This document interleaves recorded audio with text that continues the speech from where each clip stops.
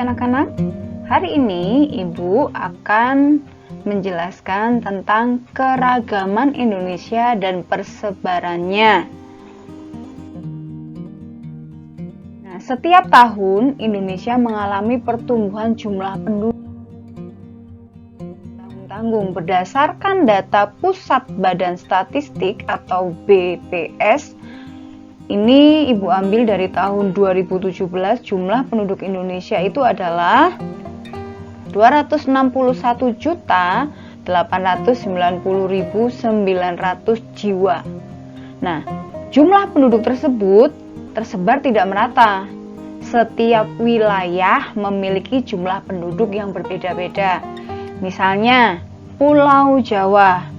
Pulau Jawa itu merupakan pulau yang tingkat kepadatan tertinggi di Indonesia. Jadi dari 5 pulau besar yang ada di Indonesia, Pulau Sumatera, Jawa, Kalimantan, Sulawesi, dan Papua, Pulau Jawa mungkin ukuran wilayahnya lebih kecil daripada 4 pulau yang lain, tetapi kepadatan penduduknya jumlahnya lebih besar. Nah, kepadatan tersebut terdiri dari penduduk yang berasal dari beragam suku bangsa, budaya, dan agama. Suku bangsa merupakan kelompok masyarakat yang hidup bersama di suatu wilayah dan memiliki ciri khas tertentu. Jadi, ingat ya anak-anak, suku bangsa itu merupakan kelompok masyarakat yang mereka hidup bersama, bertetangga, di suatu wilayah yang memiliki ciri khas tertentu.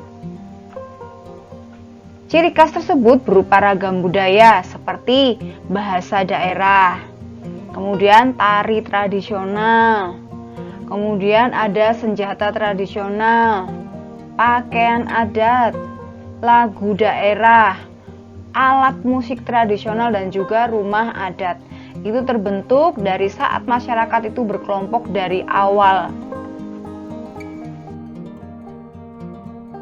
Nah, berikut ini adalah contoh-contoh persebaran suku bangsa yang ada di Indonesia. Bu, apakah sukunya hanya ini? Tidak, nak. Sebenarnya banyak sekali, tapi ini sebagian dari suku-suku yang ada di pulau-pulau di Indonesia. Jadi satu pulau itu terdiri dari lebih suku. Misalnya ini ada Pulau Sumatera, di sana itu dikenal dengan ada suku Gayo, suku Batak Toba, suku Melayu, dan suku Rejang Lebong. Itu setiap suku pasti budayanya berbeda, bahasa daerahnya berbeda, rumah adatnya berbeda, bajunya berbeda daripada suku yang lain. Itu satu pulau loh ya. Terus kemudian Pulau Jawa. Kita tahu di Pulau Jawa itu terdiri dari berbagai macam suku. Ada suku Betawi, suku Jawa, suku Sunda, suku Madura, suku Tengger, suku Baduy. Ibu dari suku Jawa, ya kan? Nah, kemudian Pulau Bali dan Kepulauan Nusa Tenggara, ada suku Bali, suku Sasak, suku Sumba, suku Manggarai, suku Ngada, suku Sika, suku Alo, dan suku Mbojo. Di Pulau Kalimantan ada suku yang sangat terkenal, yaitu suku Dayak, kemudian suku Bugis, suku Banjar, suku Bulungan. Nah, anak-anak perlu bisa garis bawahin bahwa ini adalah sebagian suku di setiap pulau yang tertulis. Tapi masih ada lagi, Bu, pasti masih ada, ya kan? Pulau Sulawesi itu dikenal dengan suku Sangihe, suku Talau, suku Minahasa, suku Boul, dan suku Toraja. Di Pulau Maluku ada suku Ambon, suku Lumoli, suku Naulu, suku Pugu, suku Ternate, suku Kau.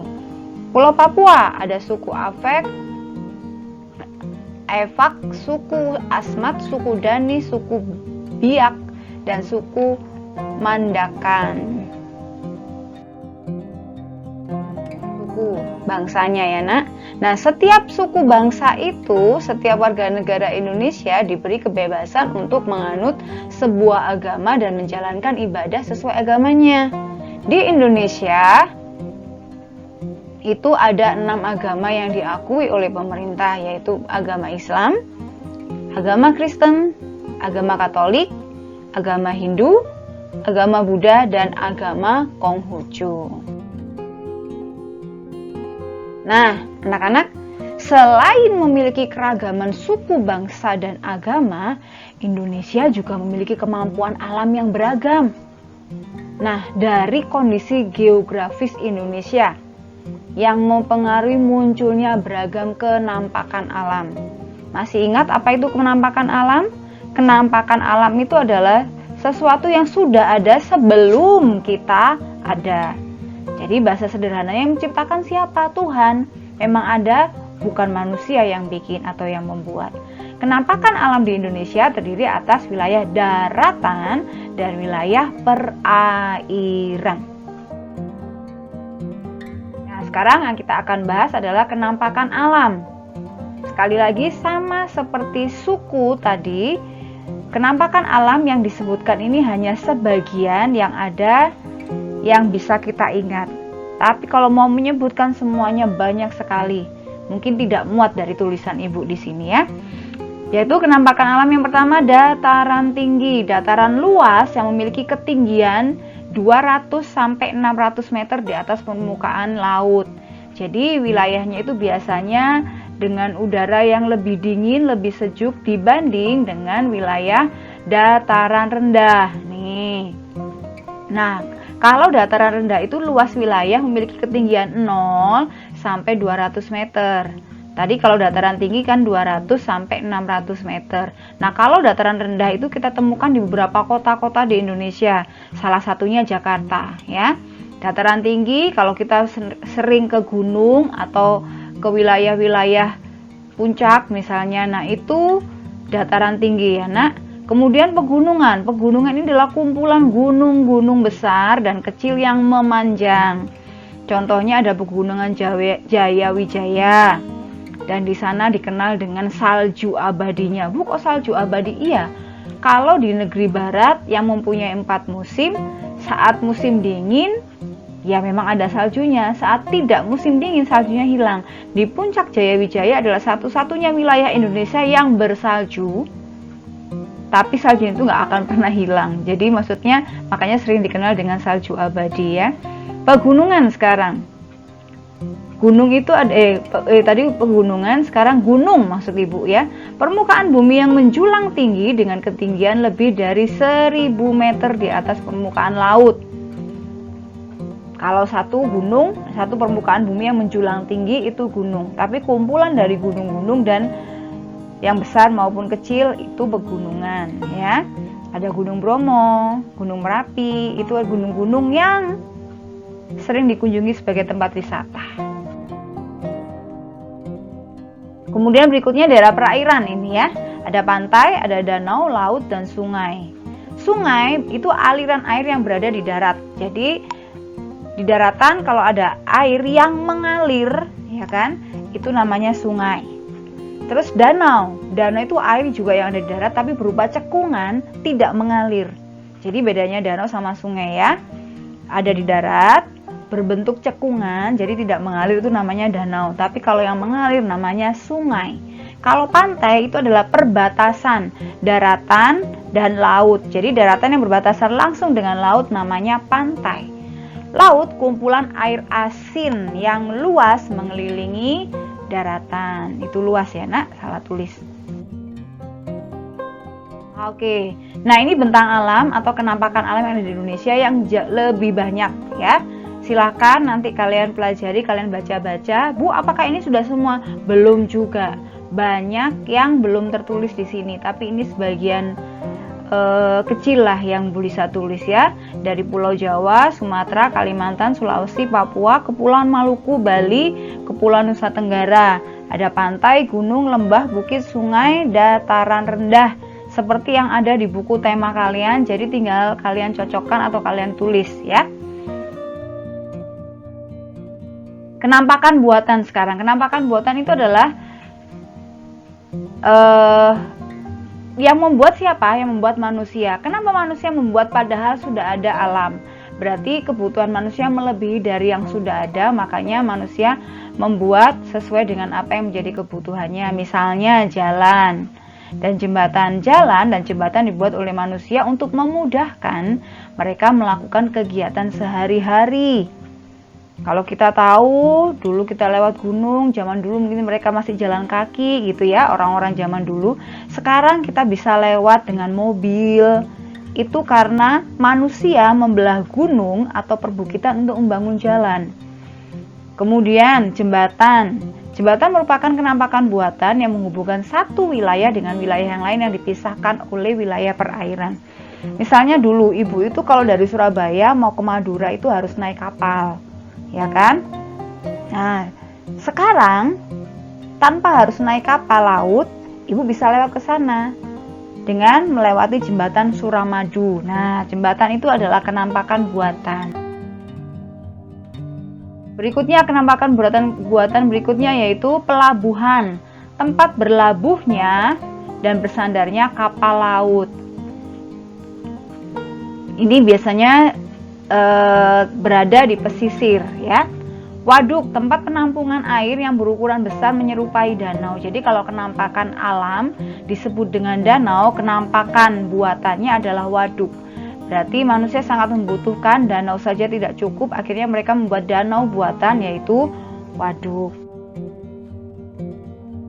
Nah, sekarang kita ke flora dan fauna. Indonesia memiliki flora dan fauna yang beragam ya nak. Flora dan fauna Indonesia ini dibedakan menjadi 3 corak. Corak yang pertama, corak Asiatis. Itu Indonesia bagian barat ya. Floranya itu hutan hujan tropis. Faunanya contohnya adalah orangutan, anjing Sumatera, harimau Sumatera, badak bercula 1. Itu corak yang pertama, corak Asiatis. Itu berada di Indonesia bagian barat. Jadi daerah Sumatera, daerah Jawa. Nah,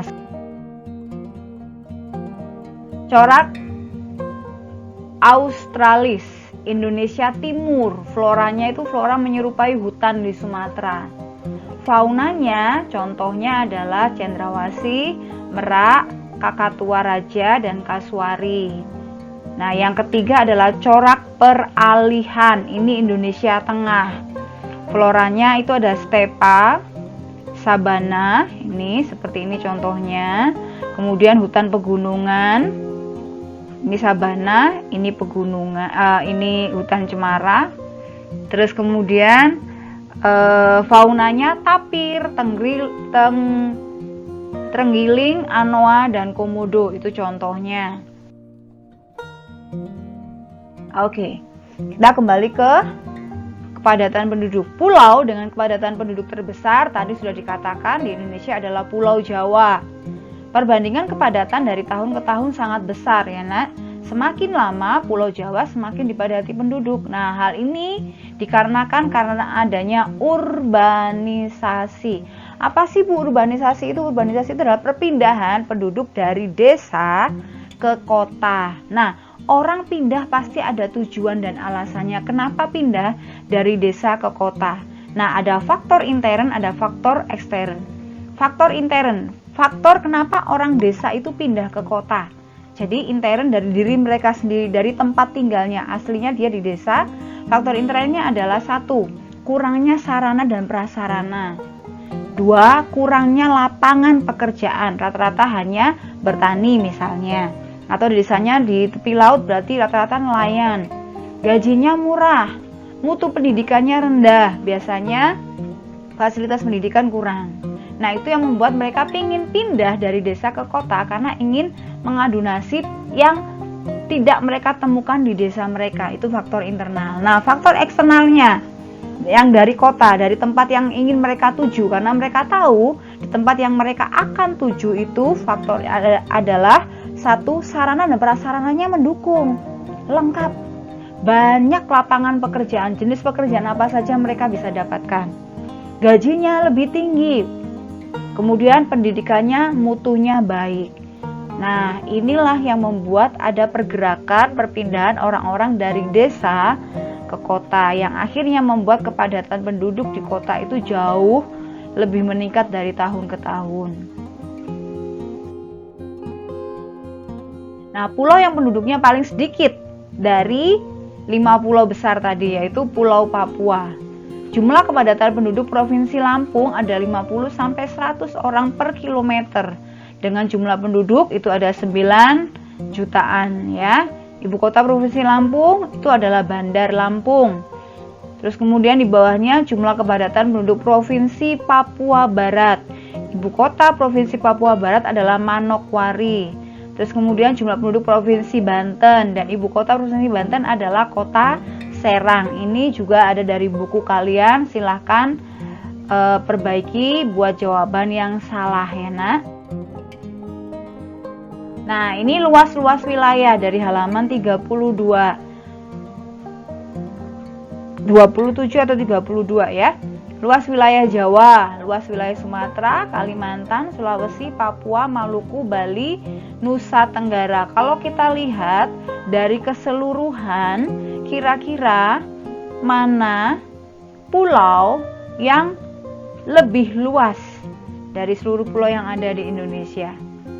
Ya, oke benar, yaitu wilayah Kalimantan dengan luasnya 743.330